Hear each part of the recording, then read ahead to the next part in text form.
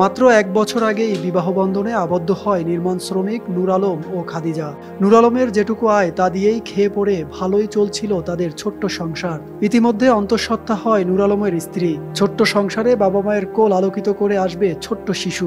অনাগত সন্তান নিয়ে সবার মতো হয়তো তাদেরও ছিল কত আশা, কত আনন্দ, আগ্রহ। তবে কে জানতো সেই সন্তানের মুখ দেখা হবে না বাবা নূর আলমের।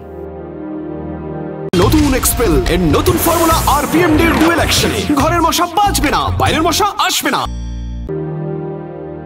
২০ জুলাই সকাল ৮টার দিকে ফোন পেয়ে গাজীপুর চৌরাস্তা দিয়ে কাজে যাচ্ছিলেন নির্মাণ শ্রমিক নূর আলম। সঙ্গে ছিলেন সহকর্মী আসিফ ও আবদুল্লাহ। এক পর্যায়ে তারা কোঠা সংস্কার আন্দোলনরত শিক্ষার্থীদের মিছিলের মধ্যে পড়েন। শিক্ষার্থীদের নিয়ন্ত্রণে গুলি চালায় পুলিশ। সেই গুলি এসে নূর আলমের চোখে লেগে মাথার ভেতর দিয়ে বেরিয়ে যায়। সহকর্মীরা হাসপাতালে নিলে চিকিৎসক নূরে আলমকে মৃত ঘোষণা করেন। নিহত নূরে আলমের পৈতৃক বাড়ি কুড়িগ্রাম সদর উপজেলার ভোগডাঙ্গা ইউনিয়নের মোল্লাপাড়া গ্রামে। ওই গ্রামের আমির আলীর বড় ছেলে তিনি। বিয়ে করেছেন ১ বছর আগে। তার স্ত্রী খাদিজা বেগম ৮ মাসের অন্তঃসত্ত্বা। ঘটনার ৬ দিন পরেও পরিবারের বড় ছেলেকে হারিয়ে স্বজনদের কান্না থামেনি। তারা জানিয়েছে নিরপরাধ নূরে আলমের হত্যাকারীদের শাস্তির দাবি। নিহত নূর আলমের স্ত্রী বলেন, আমার স্বামীকে যারা হত্যা করেছে আমি তাদের বিচার চাই। এখন আমার গর্ভের সন্তানের কি হবে?